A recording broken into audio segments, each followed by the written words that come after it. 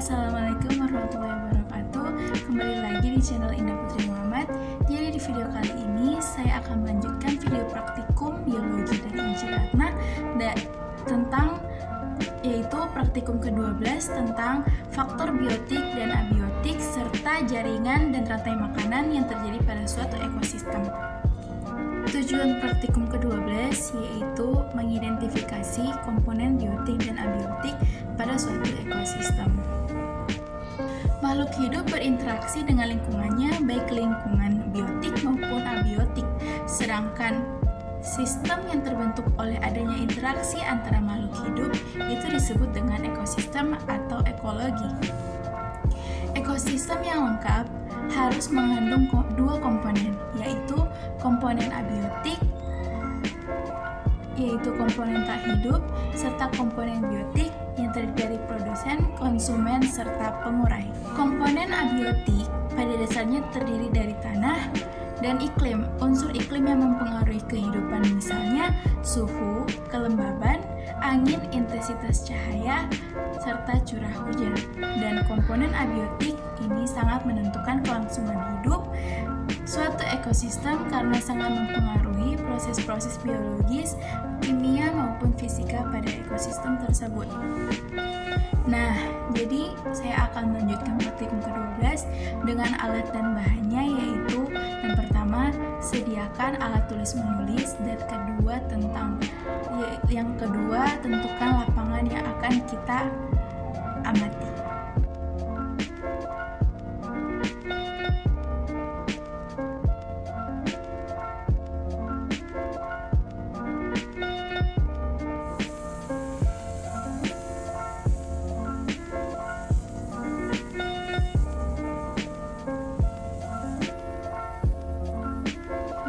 Dilihat dari konsep rantai makanan, di sini terdapat produsen, yaitu berupa tumbuhan hijau dan alga yang terdapat di ekosistem pada hutan.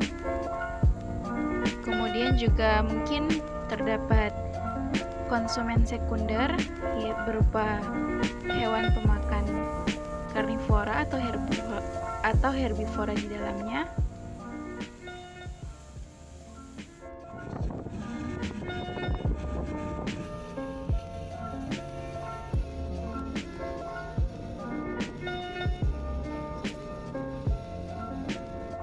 Di sini terdapat luas area pengamatan 2 meter kali 2 meter yang saya ambil yang terdapat di sawah, dan saya telah mengamatinya dan terdapat spesies 1 di mana, dan di sini saya lihat terdapat 36 individu spesies 1 per 2 meter kali 2 meter sama dengan 36 individu per 4 sama dengan 9 individu per meter persegi.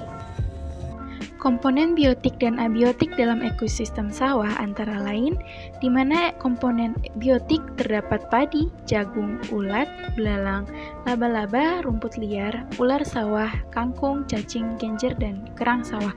Sedangkan komponen abiotiknya cahaya matahari, air, tanah, unsur hara, batu, dan angin.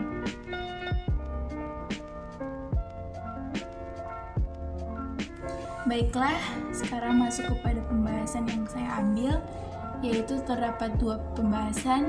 Yang pertama, hubungan timbal balik antar komponen biotik dan komponen abiotik yang terjadi pada alam seperti hutan merupakan ekosistem darat alami.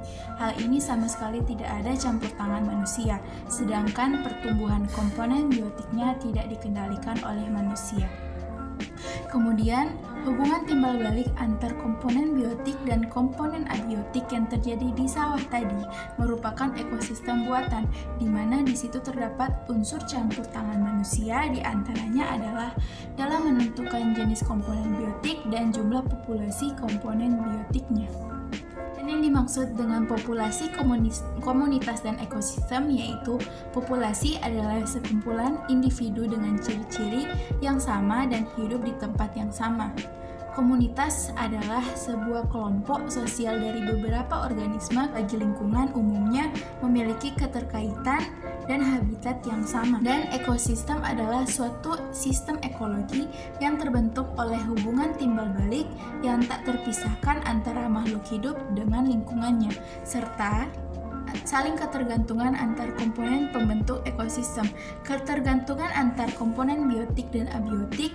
Ketergantungan komponen biotik dan abiotik dapat terjadi melalui siklus materi seperti siklus karbon, siklus air, siklus nitrogen, serta siklus sulfur.